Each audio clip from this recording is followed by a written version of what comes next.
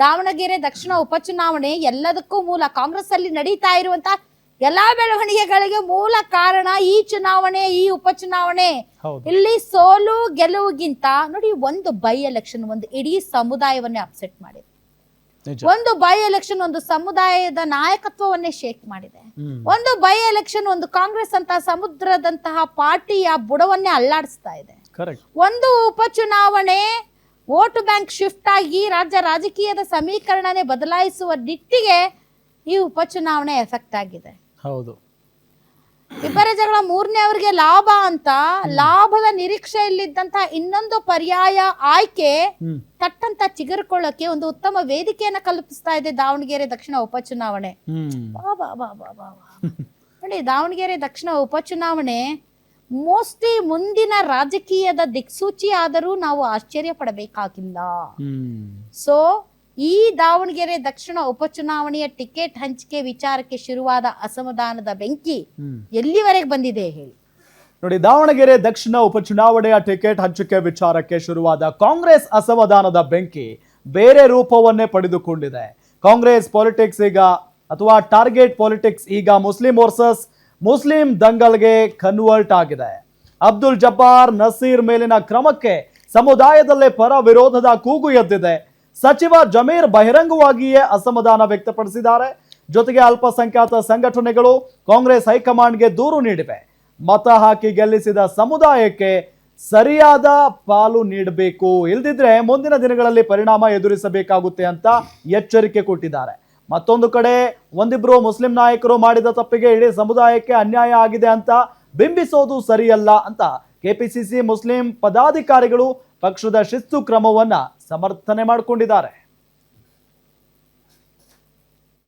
ಇಲ್ಲ, ಅವ್ರ ಅಭಿಪ್ರಾಯ ಅವ್ರು ಹೇಳಿದ್ದಾರೆ. ನೀವು ಅವ್ರನ್ನ ಪ್ರಶ್ನೆ ಕೇಳಿದ್ರೆ ಒಳ್ಳೆತಾನೆ. ಅವ್ರ ಅಭಿಪ್ರಾಯ ನೀವು ಪ್ರಶ್ನೆ ಕೇಳಿದ್ರೆ ನಾನು ಹಿಂಗ್ ಕೊಡೋಕ್ಕಾಗ್ತದೆ? ಈಗ ಬರ್ದಿರೋದು ಪತ್ರ ಗುರುಗಳು ಎಲ್ಲ ಸೇರಿ ಬರ್ದಿರೋದು, ಹೌದ್ ತಾನೆ? ಈಗ ಆ ಪ್ರಶ್ನೆ ಅವ್ರನ್ನ ಕೇಳ್ಬೇಕಾ ನನ್ನ ಕೇಳ್ಬೇಕು? ನೀವು ಈಗ ಅವ್ರನ್ನ ಕೇಳ್ಬೇಕು ತಾನೆ. ಈ ತರ ಪತ್ರ ಬರ್ದಿದ್ರೆ ಯಾವ ಕಾರಣಕ್ಕೆ ಬರ್ದಿದ್ದೀರ ಅಂತ ಅವ್ರು ಕೇಳ್ಬೇಕು.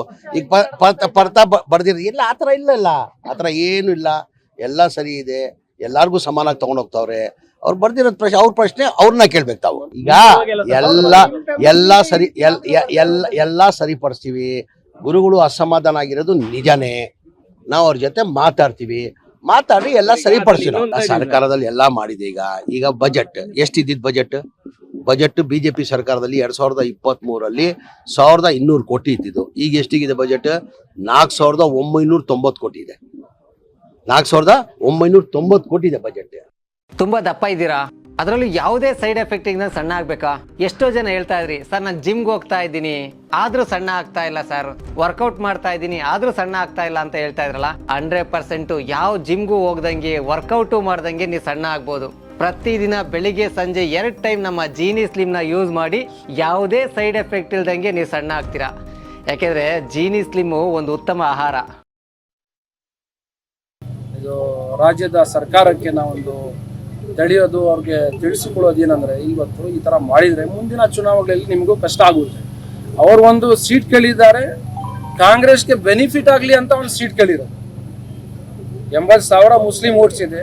ಅಲ್ಲಿ ಒಂದು ಮುಸ್ಲಿಂ ಕ್ಯಾಂಡಿಡೇಟ್ ಬಂದ್ರೆ ಮತ್ತೆ ಬರೋ ಚುನಾವಣೆಯಲ್ಲಿ ಮುಸ್ಲಿಮ್ಸ್ ಓಟು ಮತ್ತೆ ಕಾಂಗ್ರೆಸ್ಗೆ ಬರುತ್ತೆ ಅಂತ ಅವ್ರು ಕೇಳಿದ್ದಾರೆ. ಅದರ ಉಲ್ಟಾ ಅವರು ಕಾಂಗ್ರೆಸ್ಗೆ ಒಂದೇ ಫ್ಯಾಮಿಲಿ, ಆ ಫ್ಯಾಮಿಲಿ ವಿರುದ್ಧ ಏನಿಲ್ಲ, ನಮ್ಗೆ ಅದು ಫ್ಯಾಮಿಲಿ ವಿರುದ್ಧ ಏನಿಲ್ಲ. ಒಂದ್ ಮಾತು ಹೇಳಿಲ್ಲ ಅಂದ್ರೆ, ಒಂದ್ ಫ್ಯಾಮಿಲಿಗೆ ನಮ್ಮ ಮುಸ್ಲಿಂ ಸಮಾಜನೇ ಬಿಟ್ಬಿಟ್ರೆ ಹೆಂಗೆ? ಇದೊಂದು ನಮ್ಗೆ ದುಃಖ ಇತ್ತು. ಅದರಿಂದ ಇವತ್ತೊಂದು ರಜೆ ಮಾಡಿದ್ದೀವಿ. ಜನ ಎಲ್ಲ ಇಲ್ಲಿ ಸೇರಿ ಯಾರು ತಪ್ಪಿಸ್ಕೊಳಕ್ಕಾಗೋದಿಲ್ಲ. ಯಾರ್ಯಾರು ಪಕ್ಷಕ್ಕೆ ವಿರೋಧ ಮಾಡಿದ್ದಾರೆ ಆ ಇನ್ಫಾರ್ಮೇಶನ್ ಎಲ್ಲ ಇದೆ ಅವ್ರ ಹತ್ರ. ಏನಾದರೂ ಆ್ಯಕ್ಷನ್ ತೆಗೆದುಕೊಂಡಿದ್ದಾರೆ, ಅವರು ಸ್ವಂತವಾಗಿ ತಗೊಂಡಿಲ್ಲ. ಏನು ಗ್ರೌಂಡ್ ರಿಪೋರ್ಟ್ ಬಂತು, ಗ್ರೌಂಡ್ ಲೆವೆಲಲ್ಲಿ ಏನೇನು ಕೆಲಸ ಯಾರ್ಯಾರು ವಿರೋಧ ಚಟುವಟಿಕೆ ನಡೆಸಿದ್ದಾರೆ ಅದನ್ನೆಲ್ಲ ನೋಡಿಬಿಟ್ಟು ಅವರೆಲ್ಲ ಮಾಡಿರೋದು. ಅದರಿಂದ ಯಾರು ಇದಕ್ಕೆ ಬೇಸರ ಮಾಡಿಕೊಳ್ಳೋದು ಬೇಕಾಗಿಲ್ಲ. ದಯವಿಟ್ಟು ನಾನು ಈ ಮಾಧ್ಯಮ ಮುಖಾಂತರ ನಾನು ನಮ್ಮ ಸಮಾಜದ ಗುರುಗಳಿಗೆ ಹೇಳ್ತಾ ಇದ್ದೀನಿ, ದಯವಿಟ್ಟು ಯಾರೋ ಒಬ್ಬರು ಇಬ್ಬರು ಹೇಳಿದ ಅವ್ರ ಮಾತನ್ನು ಕೇಳಿಕೊಂಡು ಇಡೀ ಸಮಾಜಕ್ಕೆ ಬೀದಿಗೆ ಹಿಡಿಸೋದು ಕೆಲಸ ಮಾಡಬೇಡ್ರಿ ಅಂತ. ಕೆಲವರು ಬಂದೇ ಇಲ್ಲ. ಅಲ್ಲಿ ಜಬ್ಬಾರ್ ಅವ್ರ ಮನೆ ಬಿಟ್ಟು ಆಚೆ ಬಂದಿಲ್ಲ. ಅವ್ರು ಏನಂದ್ರೆ ಪಕ್ಕದ ಮನೆಗೆ ಹೋಗಿದ್ರಿ, ನಮ್ಮ ಮನೆಗೆ ಬಂದಿಲ್ಲ. ಹಾಗೆ ಅಂದರೆ ಪಕ್ಕದ ಮನೆ ಅವ್ನು ಕಾಂಗ್ರೆಸ್ ಅವ್ನಿಲ್ಲ ರೀ, ಅವ್ನು MLC ಇಲ್ಲ. ನೀವು ಮೂರು ಸರಿ MLC ಆಗಿದ್ದೀರ, ನಿಮ್ಮ ಡಿಸ್ಟ್ರಿಕ್ಟ್ ಅದು. ನೀವು ಆಚೆ ಬಂದು ಮೈನಾರಿಟಿ ಚೇರ್ಮನ್, ನೀವು ಪಾರ್ಟಿ ಕಮಿಟಿದು ಮೈನಾರಿಟಿ ಚೇರ್ಮನ್, ಅವ್ರಿಗೇನು ಇನ್ವಿಟೇಷನ್ ಕೊಡಬೇಕಾ? ಅವರೇ ಸ್ವತಃ ಬಂದು ಕೆಲಸ ಮಾಡಬೇಕಾಗತ್ತು. ಕೆಲಸ ಮಾಡಲಿಲ್ಲ ಪರವಾಗಿಲ್ಲ, ಈಗ ಹೈಕಮಾಂಡು CM ಮತ್ತು ಡೆಪ್ಟಿ CM ಅವ್ರ ಹತ್ರ ಮಾಹಿತಿ ಇದೆ, ಯಾರು ಕೆಲಸ ಮಾಡಿದ್ದಾರೆ, ಯಾರು ವಿರುದ್ಧವಾಗಿ ಕೆಲಸ ಮಾಡಿದ್ದಾರೆ, ಯಾರಿಗೂ ಫಂಡಿಂಗ್ ಮಾಡಿದ್ದಾರೆ, ಎಲ್ಲೆಲ್ಲಿಂದ ಮಾಡಿದ್ದಾರೆ ಅಂತ. ಯಾರು ಅಗೆ ಸಾಧಿಸ್ತಾ ಇಲ್ಲ, ಯಾರು ಮಾಡ್ತಾ ಇಲ್ಲ. ಪಕ್ಷ ಶಿಸ್ತಿನಲ್ಲಿ ಏನು ಹೇಳ್ತದೋ ಆ ಪಕ್ಷದ ಶಿಸ್ತು ಎಲ್ಲರಿಗೂ ಕೂಡ ಶಿಸ್ತು ಅಳವಡಿಸ್ತದೆ. ಯಾರು ಅಗೆ ಸಾಧಿಸ್ತಾ ಇಲ್ಲ, ಯಾರು ಮಾಡ್ತಾ ಇಲ್ಲ. ಪಕ್ಷ ಶಿಸ್ತಿನಲ್ಲಿ ಏನು ಹೇಳ್ತದೋ ಆ ಪಕ್ಷದ ಶಿಸ್ತು ಎಲ್ಲರಿಗೂ ಕೂಡ ಶಿಸ್ತು ಅಳವಡಿಸ್ತದೆ. ಅದು ಸತ್ಯಾಸತ್ಯತೆಯನ್ನು ಅವರು ಪರಿಶೀಲನೆ ಮಾಡ್ತಾರೆ. ಹೈಕಮಾಂಡ್ನವರು, ರಾಹುಲ್ ಗಾಂಧಿ ಅವರು ಸೂಚನೆ ಕೊಡ್ತಾರೆ ಸತ್ಯಾಸತ್ಯತೆ ಪರಿಶೀಲನೆ ಮಾಡಿ ಅಂತೇಳಿ.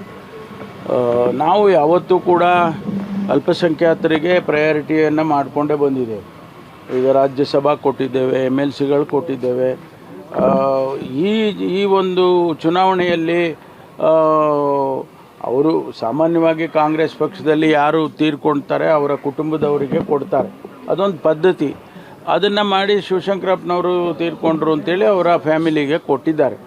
ಅದನ್ನು ಬೇರೆ ಅರ್ಥೈಸ್ಕೊಳ್ಳೋದ್ರಲ್ಲಿ ಅವ್ರು ಕೇಳಿದ್ದು ತಪ್ಪು ಅಂತ ಹೇಳೋದಿಲ್ಲ. ಕೇಳಿದ್ರು ಹೆಚ್ಚಿಗೆ ಜನ ಇದ್ದೀವಿ, ವೋಟರ್